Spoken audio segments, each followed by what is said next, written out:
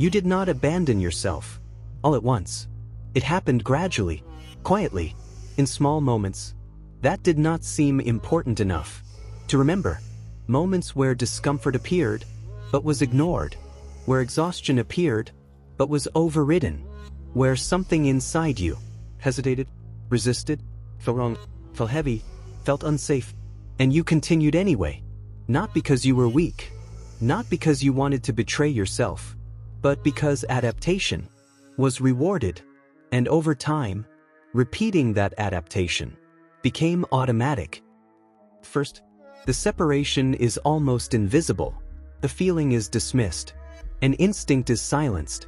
A boundary is crossed internally before it is crossed externally.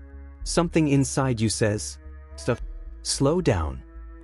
Do not move further into this." But another part responds immediately. "Keep going. Be reasonable. Do not create problems. Do not disappoint people.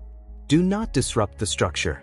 And because the structure continues rewarding compliance, the internal conflict rarely resolves.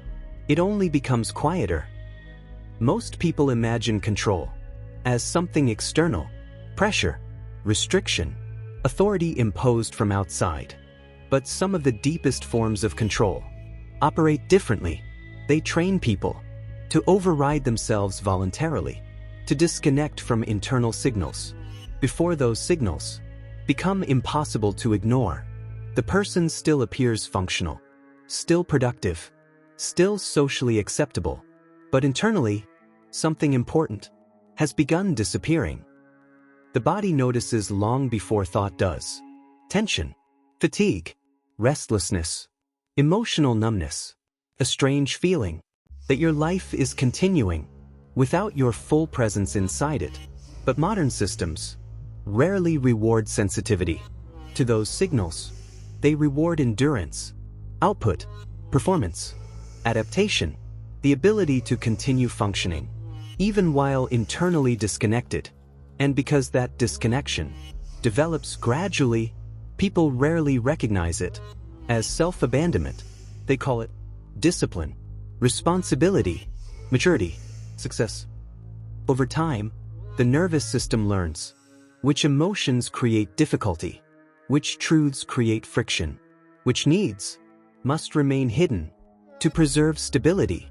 So the person adapts. They become quieter internally, more efficient externally, more disconnected from discomfort, more practiced at overriding themselves before awareness fully forms. And eventually, the override becomes automatic. The reaction arrives before reflection does. This is why many people can no longer recognize their own limits clearly, because they spent years training themselves not to listen. Every ignored instinct reinforced the pattern. Every overridden emotion strengthened the separation.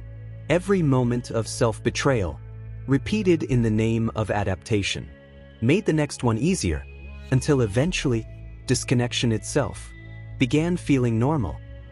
And what becomes normal becomes difficult to question, especially when entire systems reward the behavior. People praise those who tolerate exhaustion quietly, who remain emotionally available to everyone except themselves, who continue performing even while internally collapsing, who suppress discomfort efficiently enough to remain useful. The system calls this strength, even when the person is slowly disappearing inside it. That is why awareness can feel so destabilizing at first, because once you begin noticing how often you override yourself, you also begin noticing how many parts of your life were built on that override continuing.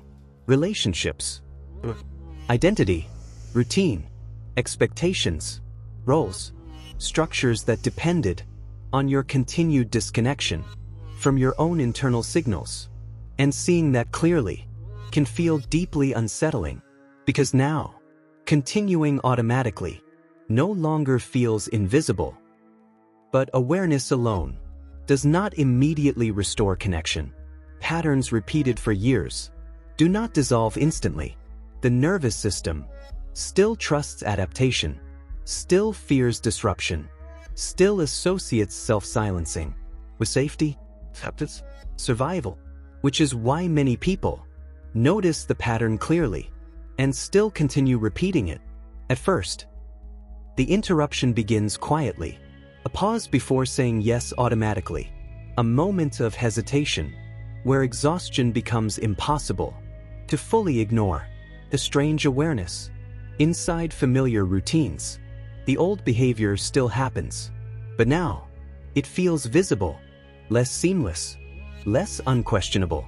And that matters, because once self-abandonment becomes visible as pattern, it begins losing part of its authority.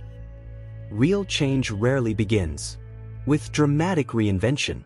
Usually, it begins much smaller, with noticing, with recognizing the exact moment you begin overriding yourself, the exact moment your internal signals start being negotiated away for stability, approval, continuity, or control.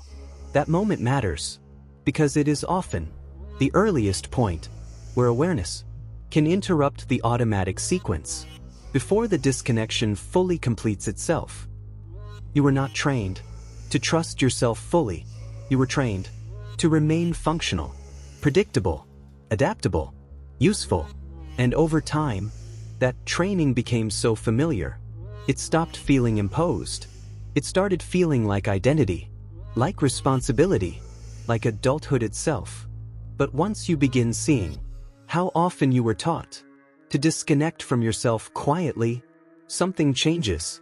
Not all at once, not perfectly, but enough for the old structure to stop feeling completely invisible, enough for awareness to arrive earlier, enough for the automatic override to weaken slightly, enough to realize that some forms of survival were slowly teaching you how not to hear yourself anymore. If this felt familiar, subscribe. This channel is about noticing what the system trained you to stop noticing, and if something already became visible, continue here.